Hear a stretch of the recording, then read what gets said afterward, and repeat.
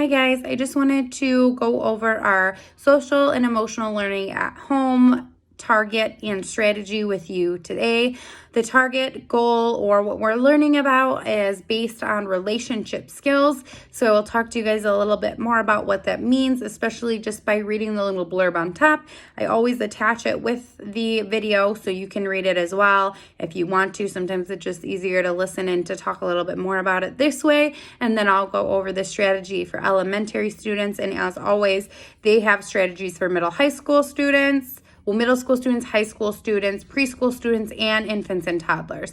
So again, I know that many of you have multiple children or your children have siblings, and it's really helpful when they're of different ages to be able to look at this and be able to tailor it to all the kids in your home. So it's super cool. So what are relationship skills? Relationship skills are the ability to interact positively and productively with other people, and it is one of the most important social and emotional skills. Whether it is making and keeping a friend, being part of a team, or working on an important project with others, relationship skills are essential to our success, productivity, and happiness. Like all social and emotional skills, relationship skills take time and practice to develop. Here are some suggestions to help your child build these critical skills. So it's kind of pretty simple to understand. When we hear relationship skills, we know relationships are how we talk to and how we interact with others. So having the skills to be able to do that in a positive and productive way.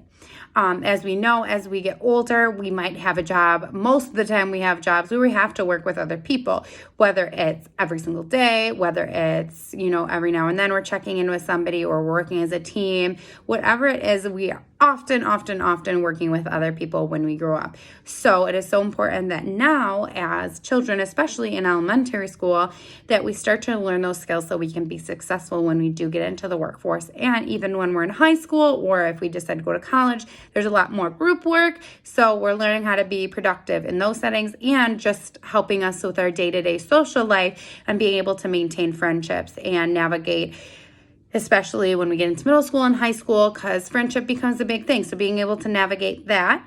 So the strategy for today is called Who is Great at This? I will read through it and then I'll talk a little bit more about it. So for elementary students, it says the first step is to help our children name and recognize important relationship skills. Take a sheet of paper and make 2 columns. On the left side, list key relationship skills such as says something nice about someone, or is polite, or offers to help others. On the right side, have your student or child write the name of someone who is great at this and give an example of how that person showed that skill. Start with a small list of easy skills for your child to identify and then add more as they get better at recognizing relationship skills in others. So this is one where if you can come up with your own relationship skills, that's awesome. If you need the help of the internet, you can always do that. So you can go online and type in relationship skills and you might be able to pull one up. Some of them that I'm thinking off the top of my head is being someone who is able to listen really well to others. So active listening. Someone who is able to show care and comfort others. Somebody who is able to take turns. Like they said, someone who's polite, someone who's welcoming and kind, someone who shows empathy, which we know is being able to put yourself in someone else's shoes or someone else's position. So thinking about those relationship skills, or being able to work through conflict. All of those things are examples of that left-hand side of the relationship skills. And once you have a couple of those done, you can move to the right side and help your child to think about people in their life that show that they're good at these skills. These can be peers in the classroom. These can be older peers that they see in the school that they look up to. Could be siblings, could be parents, could be family, could be friends outside of school. It even could be a character on a TV show that shows those relationship skills.